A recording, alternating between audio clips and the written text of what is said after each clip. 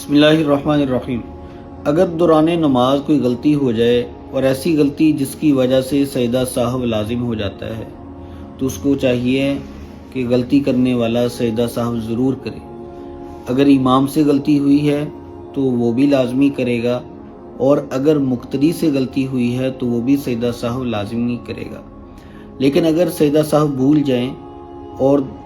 نماز مکمل کر لیں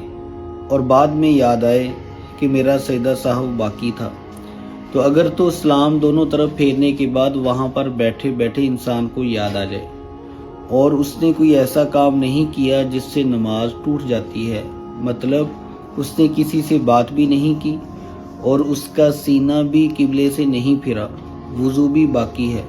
اگر یہ چیزیں پائی جاتی ہیں تو وہ آدمی دونوں طرف سلام پھیرنے کے بعد بھی اگر اس کو یاد آ جائے سجدہ سہو کا تو فوراً اللہ اکبر کہہ کر سجدے میں چلا جائے اور 2 سجدے کر کے دوبارہ اتحیات میں بیٹھ کر اتحیات مکمل، درود پاک اور دعا پڑھ کر سلام پھیر دے، تو اس طرح بھی نماز درست ہو جائے گی۔ لیکن اگر سجدہ سہو ادا نہیں کیا اور دونوں طرف سلام پھیر دیا اور بعد میں کسی سے کوئی بات چیت کر لی یا قبلے کی طرف سے سینہ اس کا پھر گیا یا کوئی اور ایسا کام جیسے کوئی کھانے پینے کا عمل